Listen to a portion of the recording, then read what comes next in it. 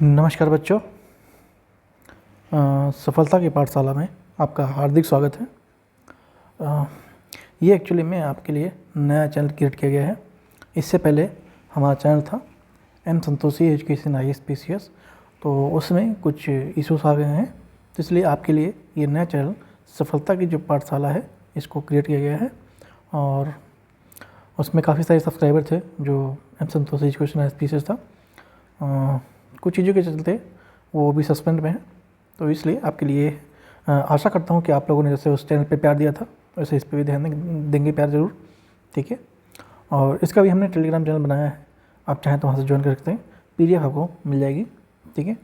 और ये specific GS को लेकर चैनल डिपेंडेंट है, स्पेशली UPPCS को लेकर, ठीक है। और जो आपके जो मतलब सब्जेक्ट जो सिलेबस में है वो चाहे आप कोई भी चाहे UPSC दे रहे हों या फिर स्टेट PCS को दे रहे हों, BPSC दे रहे हों, तो सब में आपका पोर्शन सेम आता है, ठीक है।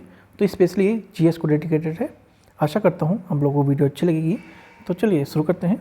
आज हम करने वाले हैं भारत में यूरोपीय कंपनियों का आगमन, ठीक है। क्या करेंगे? भारत में यूरोपीय कंपनियों का आगमन, ठीक है बच्चों। चलिए शुरू करते हैं। अगर बात करेंगे कि जो यूरोपीय कंपनियां हैं ये भारत में आखिर क्यों आई, ठीक है, तो ये भारत में क्यों आती हैं, ठीक है। तो क्या होता है कि 1453 में कुस्तुतूनिया, ठीक है, उसका पतन हो जाता है, ठीक है। उसके बाद क्या होता है, जो ओटोमन साम्राज्य है का जो भूमार्ग पर कब्जा हो जाता है, यानी ओटोमन साम्राज्य का कुस्तुतूनिया के पतन होने के बाद कब्जा हो जाता है, ठीक है। फिर यूरोप में भारतीय मसाले जो होते हैं उनकी भारी मांग देखने को मिलती है। और फिर उसी के सिलसिले में नए समुद्री मार्गों की खोज होना चालू होता है, ठीक है। तो इस तरह से समुद्री मार्ग की खोज की आवश्यकता पड़ती है टाइम से, ठीक है।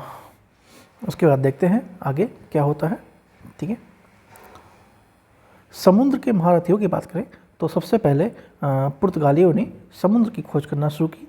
आप ये देख रहे हैं, ये क्या है, ये वर्ल्ड मैप है, ये आपका यूरोप है, ठीक है, ये आपका अफ्रीका है, ठीक है। और इधर आपका ये भारत आ गया हमारा। ये इसको अगर हम ऐसे कर देंगे तो ये हमारा भारत आ जाएगा, ठीक है। देखते हैं तो क्या होता है कि वास्को डी गामा क्या होता है, पहली बार कहाँ आता है, केरल के कालीकट पे आता है, ठीक है। कैसे पहुँचा यहाँ पर ये, तो ये गुजराती एक व्यापारी थे, यानी नाविक थे, व्यापारी नहीं नाविक थे, जो का नाम जो अब्दुल मजीद था, उनकी मदद से ये कालीकट के तट पे पहुंचता है। और ये जो कालीकट है ये कहाँ पे है, जोरथाल में, ये है आपके केरला में है, ठीक है, केरला में है। तो ये 1498 में आता है। ये पहले यहाँ यूरोप से चलता है, ठीक है, यूरोप से चलता है। ये पहले यहाँ पहुँचता है, कहाँ पहुँचता है, अफ्रीका में पहुँचता है, ठीक है। केप होप गुड नाम की जगह पे ये पहुँचता है और उसको लगता है यही भारत है। उसको लगा कि मैं भारत पहुंच गया, लेकिन वहाँ पे इसकी जो मुलाकात है वो होती है अब्दुल मजीद से। और ये फिर बताता है नहीं ये भारत नहीं है, भारत चलो मैं तुम्हें साथ में अपने ले चलता हूँ। तो फिर वो उसके साथ आते हैं, कलकत्ता में आता, कालीकट के तट पे आ जाता है जो कि केरला में है, ठीक है। तो इस तरह से सॉरी इस तरह से कुछ पुर्तगाली जो पहला नाविक था वो वास्को डी गामा भारत पहुँच जाता है। ये है आपके भारत अब पहुँचने की पुर्तगालियों के पहला कदम माना जाता है। 1498 में टोर्टोलिस की संधि, जो कि गैर ईसाई दुनिया का पुर्तगाली और स्पेन में बीच विभाजन यहाँ पे हो जाता है 1494 में, ठीक है। उसके बाद ये वास्को डी गामा आ जाता है, निकलता है खोज के लिए। फिर देखते हैं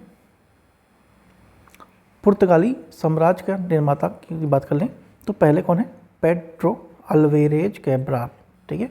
कौन है, पेड्रो अल्वारेज कैब्राल।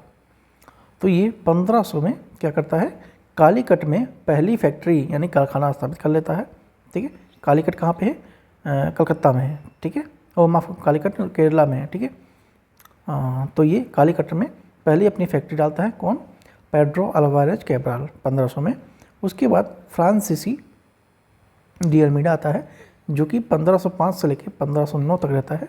और ये क्या करता है, प्रथम पुर्तगाल वायसराय बन जाता है, जो कि ब्लू वाटर पॉलिसी की इसने शुरुआत की और समुद्र पर नियंत्रण करने की इसने इस पॉलिसी में चीज़ों को रखा गया।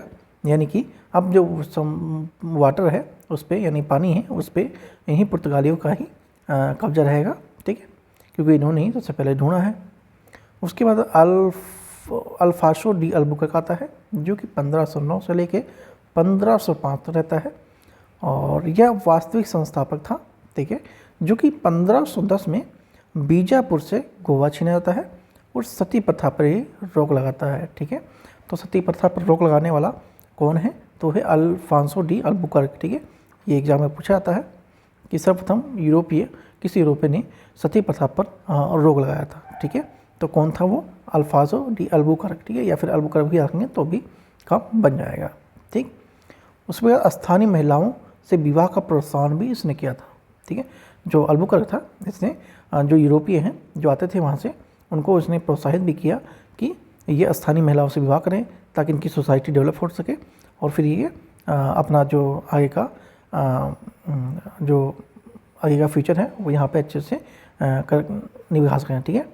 उसके बाद नीनो दी कुन्हा, जो कि 1529 से लेकर 1537 तक आता है। इसने मुख्यालय कोचीन से गोवा में स्थानांतरित किया था, ठीक है। तो ये कुछ पुर्तगालियों का सीक्वेंस था। ऐसा करता हूँ आपको चीज़ें अच्छी लगी होंगी, और ये नोट्स अगर आपको चाहिए तो आप टेलीग्राम से जुड़िएगा, वहाँ पे आपको इसके नोट्स मिल जाएंगे, ठीक है। फिर पुर्तगालियों की जो सफलताएं हैं उनके कुछ कारण थे, उनको भी एक बार हम देख लेंगे, ठीक है। तो क्या था, इन्होंने एक्चुअली में कार्टर एक प्रणाली थी उसको शुरू कर रखा था, ठीक है। कार्टर एक्चुअली में क्या होता था कि जो जहाज़ों के लिए एक परमिट बनता था, ठीक है, और बिना इस परमिट के कोई जो अरब सागर है उसमें प्रवेश नहीं कर सकता था। तो इन्होंने कार्टर व्यवस्था लगाई, जिससे इनके पास रेवेन्यू आता रहा, किसी को भी आना है तो इनसे परमिशन लेगा, यानी कार्टर लेगा। उसके बाद एक व्यापार पर एकाधिकार इन्होंने कर लिया, ठीक है, जैसे कि विशेषकर मसाले, काली मिर्च, वस्त्र और घोड़ों पर पूर्ण इनका नियंत्रण हुआ करता था, और सैन्य वर्चस्व इनका देखने को मिला है। जहाज़ों पर तोप का उपयोग ये भारत में नया था, ठीक है। तो ऐसे पहले कौन थे, पुर्तगाली थे जिन्होंने जहाज़ों पर तोपों का उपयोग करने के दिखाया। तो ये भारत के लिए नया था, क्योंकि जो हमारा भारत है उसमें राजा महाराजाओं की शासन था, यानी राजशाही तंत्र चल रहा था। तो उस समय भारत के पास इतनी सारी ज़मीनें वैसे ही पड़ी थी कि वो समुद्र की तरफ उनका ध्यान गया नहीं, और वो इन सब चीज़ों पे मतलब इन्होंने इन्वेस्ट किया नहीं कुछ चीज़। तो इसलिए तो जहाज़ थी और उस पर स्पेशली तोप लगाना, और ये इनके लिए नया था, मतलब भारतीयों के लिए उस समय की जो जनरेशन थी। उस समय दक्कन और उत्तर भारत में कोई मजबूत भारतीय नौसेना तो नहीं थी, बिल्कुल नहीं थी। आप जानते हैं कि इसमें राजा महाराजा थे और वहाँ पे कोई इतनी दिक्कत थी नहीं, तो इसलिए नौसेना वगैरह उस समय हुआ नहीं करती थी, जिससे जो पुर्तगालियाँ हैं उनको चुनौती बिल्कुल ना के बराबर मिली, ठीक है। अब देखते हैं कुछ और महत्व की बातें। पुर्तगालियों का जो महत्व है, ठीक है, मतलब देखेंगे इसमें क्या क्या वो लाए भारत में, क्या उन्होंने देखे गए और क्या फिर वो लेके गए, ठीक है, और क्या उन्होंने भारत को नई चीज़ देके गए, ठीक है। तो देखिए, आलू, टमाटर, मिर्च, काजू, अनानास और तंबाकू जैसी फसलें ये भारत में लाते हैं, ठीक है। ये क्वेश्चन आपसे बनता है कि जो पुर्तगाली हैं वो क्या क्या भारत में लाए हैं, ठीक है। तो आप जो सब्जियां खाते हैं, आलू, टमाटर, मिर्च, ठीक है, ये तो आपके रोज़मर्रा की जीवन की चीज़ें हैं। तो ये सब यूरोप की चीज़ें हैं, ना कि भारत की चीज़ें, यानी इंडिजिनस नहीं है, ठीक है, ये विदेशी फसलें हैं। तो ये सब कौन लाया, यूरोपीय लेके आया, पुर्तगाली लेके आए थे, ठीक है। तो अनानास और तंबाकू, ठीक है, तंबाकू भी यूरोप का प्रोडक्ट है, ठीक, तो ध्यान रखेंगे। उसके बाद 1556 में पहली प्रिंटिंग प्रेस इन्होंने गोवा में खोलते हैं, ठीक है, और यहाँ पे कार्टोग्राफी यानी मानचित्र प्रणाली की भी शुरुआत यहाँ से हो जाती है, प्रिंटिंग प्रेस से, ठीक है। प्रिंटिंग प्रेस लगाते हैं ये 1556 में गोवा में। फिर गैलियन, यानी ये देखिए नाव है, नाव कई इमारतों की हैं, तो बहुमंजिला जो जहाज़ थी और बेहतर युद्ध तकनीक भी ये यहाँ पे इनके पास देखने को मिलती थी, क्योंकि समुद्र में रहते थे, कई दिन को सफ़र करना पड़ता था और वहाँ पे रहने खाने और भी बहुत सारी चीज़ें एक्टिविटी की जरूरत पड़ती थी, इसलिए इनके पास क्या था, बहुमंजिला नाविक जहाज़ें देखने को मिली। और स्पेशली ये जो भारत में देखे गए गोथिक वास्तुकला, ठीक है, जिसको जो चर्च इसमें आप देखते हैं वो एक्चुअली में गोथिक वास्तुकला है, ठीक है, और धातु का अलंकरण इसमें देखने को मिलता है। तो भारत में ये आलू लाए, मतलब सब्जियां लाए, ठीक है, प्रिंटिंग प्रेस किया, बहुमंजिला जहाज बनाए और गोथिक वास्तुकला को यहाँ पे ये छोड़ के गए, ठीक है। तो ये सब आप देखेंगे, जो भी चर्च आज भी आप देखेंगे तो गोथिक स्टाइल में बने हुए देखने को मिलते हैं, ठीक है। आगे चलते हैं। पुर्तगाली शक्ति का पतन क्यों होता है, ठीक है। अब ये क्या दिए भारत में, कैसे आए, क्या किए, हमने देख लिया। अब देख लेते हैं, अगर ये इतने अच्छे थे, शक्तिशाली थे, तो क्या कारण रहा है कि इनका जो पुर्तगाली हैं, इन ये पतन की ओर उनका अग्रसर होता है, ठीक है। तो देखिए, जब ये धीरे धीरे यहाँ पे अपना इस्टेब्लिशमेंट कर लेते हैं, तो उसके बाद ये थोड़ी कुछ नीतियाँ इनकी हैं जिसके कारण ये मात खा जाते हैं, जैसे कि धर्मांतरण की व्यवस्था, ठीक है। इन्होंने क्या किया, 1516 में गोवा इक्विजेशन और जबरन धर्मांतरण ने स्थानीय लोगों को नाराज कर दिया था, ठीक है। अब जैसे कि हमने अभी ऊपर देखा कि इन्होंने क्या किया, अल्बुकर्क ने क्या किया था, नहीं अल्बुकर्क ने, हाँ किसने किया था, अल्बुकर्क ने किया था, क्या देख लेते हैं। हाँ, अल्बुकर्क ने क्या किया था यहाँ पे कि स्थानीय महिलाओं का विवाह से प्रोत्साहन, ठीक किया था, हमने देखा अभी। तो इन्होंने विवाह के साथ साथ धर्मांतरण की व्यवस्था की, ताकि जो लोग हैं वो इनके धर्म से जुड़ें, उनके धर्म को अपनाएं, ठीक है। जिससे कि क्या हुआ, जो वहाँ के स्थानीय लोग थे, आप सब जानते हैं कि भारत में काफ़ी डाइवर्सिफिकेशन देखने को मिलता है, स्पेशली धर्म के मामले में जरूर, चाहे कोई भी अभी तक शासक आया हो, चाहे प्राचीन काल से हो, मध्यकाल से हो या आधुनिक काल में ही देखेंगे, तो आपको देखने को मिलेगा कि जिसने भी धर्म में हस्तक्षेप किया है वो उसका फिर विनाश हुआ है, ठीक है।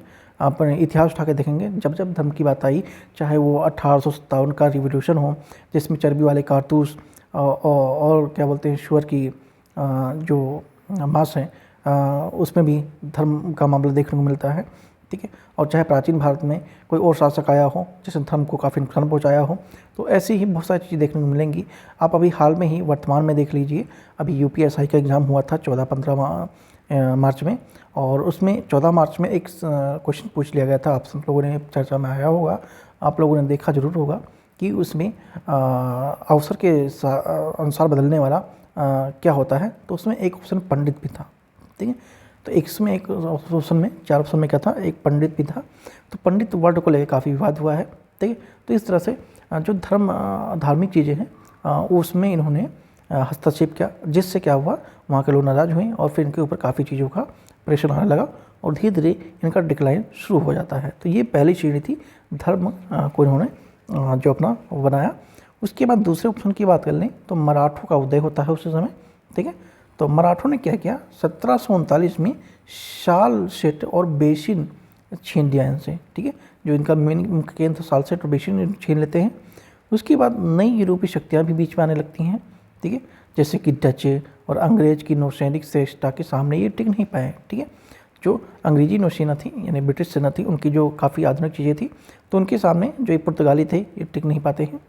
फिर ब्राज़ील की खोज उसी समय होती है जिसमें पुर्तगाल का जो ध्यान है वो अमेरिका की तरफ भटक गया, ठीक है। वहाँ पे ब्राज़ील की खोज होती है कि वहाँ पे और भी चीज़ें आपको देखने को मिलेंगी, वहाँ पे और भी मसाले ऐसा माना गया कि वहाँ पे हैं, तो इसलिए इसका ध्यान वहाँ भटकता है, ठीक है। एक सेकेंड, तो वहाँ पे ध्यान भटकता है। तो ये कुछ कारण हैं जो कि पुर्तगाली शक्ति के पतन का कारण मुख्यतः माने जा सकते हैं। अब देख लेते हैं डचों का आगमन, ठीक है। पुर्तगालियों का पतन हो जाता है, फिर आते हैं डच, ठीक है। तो 1596 में कार्नेलिस डी हाउटमैन यानी पूर्व पहुंचने वाला पहला ये डचमैन था। उसके बाद 1602 में डच ईस्ट इंडिया कंपनी की स्थापना होती है। पहली फैक्ट्री ये मूसलीपट्टनम में 1605 में ओपन करते हैं। ये व्यापारिक वस्तुकलाएँ की बात करें तो नील, वस्त्र, रेशम, शोरा और अफीम इनके प्रमुख व्यापारिक वस्तुएं थीं, ठीक है। देखिए, डचों का जो मुख्य फोकस था वो भारत नहीं था बल्कि इंडोनेशिया था, जो कि मसालों का द्वीप कहलाता था, लेकिन ये गलती से भारत में आ गए थे, तो यहाँ भी इन्होंने बहुत सारी चीज़ें की। अब देखते हैं अंग्रेज बनाम डच, ठीक है। अंग्रेज बनाम डच देख लेते हैं क्या सिस्टम है ये अंग्रेज बनाम डच। तो क्या होता है, 1623 में अम्बायर नरसंहार होता है, जिसमें क्या होता है, डचों ने 10 अंग्रेज़ों को यहाँ पे मार दिया था और इससे प्रतिद्वंद्विता जो है वो काफ़ी अग्रेसिव हो गई थी। उसके बाद 1667 में संधि होती है कि यानी समझौता होता है कि जो अंग्रेज इंडोनेशिया छोड़ेंगे और डच भारत छोड़ेंगे, तो ये समझौता यहाँ पे हो जाता है। उसके बाद 1759 में बेदरा या फिर चीन सुलह का युद्ध आपने सुना होगा, बैटल ऑफ बेदरा। यहाँ पे क्या हुआ, अंग्रेजों ने डचों को बहुत ही बुरी तरीके से हराया और फिर भारतीय महत्वाकांक्षाओं को यहाँ पे कुचलने का वो देखने को मिलता है। फिर आता है ब्रिटिश ईस्ट इंडिया कंपनी की, यहाँ से शुरुआत होती है। ठीक है, 1600 में British east India company Bharat में आती है। महारानी एलिजाबेथ का चार्टर यानी पूर्व में व्यापार के लिए 15 वर्षों का एकाधिकार मिल जाता है। फिर 1609 में कैप्टन हॉकिंस ने सूरत में फैक्ट्री के लिए जहांगीर दरबार में असफल होते हैं। ठीक है, क्या होता है, जो कैप्टन हॉकिंस होता है वो सूरत में फैक्ट्री लगाने के लिए जहांगीर के दरबार में जाता है और वहाँ पे इसको ना का सामना करना पड़ता है, यानी जहांगीर ने मना कर देते हैं। फिर 1612 में कैप्टन थॉमस बेस्ट ख्वाली की लड़ाई में पुर्तगालियों को यहाँ पे हरा देते हैं। उसके बाद 1613 में सूरत में ये पहली फैक्ट्री स्थापित हो जाती है। ठीक है, यानी इनको अनुमति मिल जाती है। फिर 1615 से लेकर 1619 तक सर थॉमस रो ने मुगल साम्राज्य के कारखाना स्थापित करने के लिए विशेषाधिकार भी यहाँ पे इनको प्राप्त हो जाता है। उसके बाद आता है बंगाल का विस्तार। ठीक है, बंगाल में विस्तार होता है, कैसे होता है, देखिए 1651 में हुगली में ये फैक्ट्री खोलते हैं। शाह शुजा जो कि बंगाल के गवर्नर से व्यापार का अधिकार प्राप्त हो जाता है।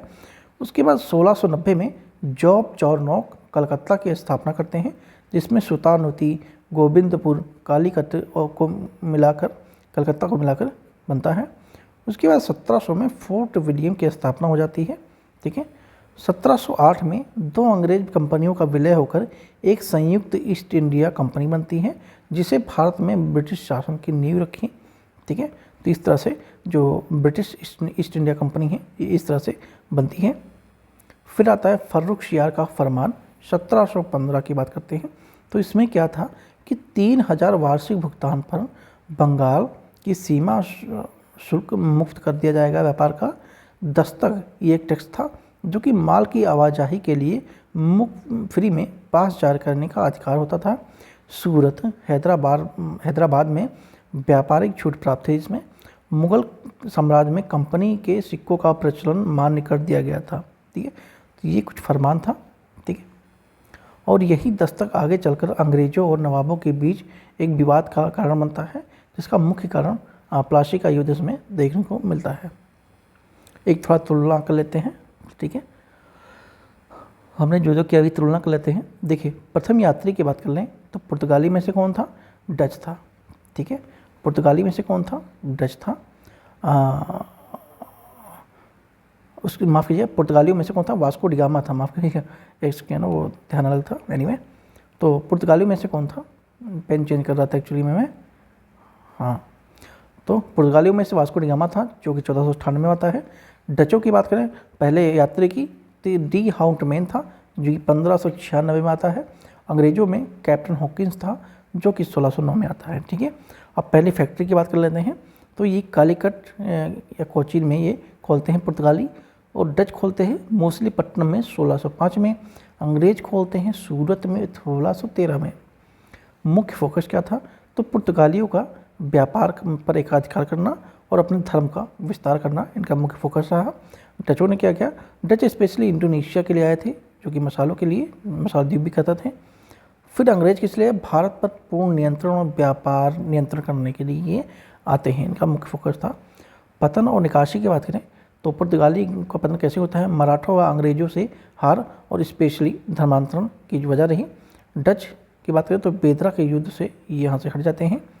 अंग्रेजों की बात करें तो अंतिम विजेता इन सब कंपनियों में ही रहते हैं और ये काफ़ी लंबे समय तक भारत का शोषण करते हैं, अप्रोक्स टू 200 साल। ठीक है, 200 साल तक ये भारत का शोषण करते हैं।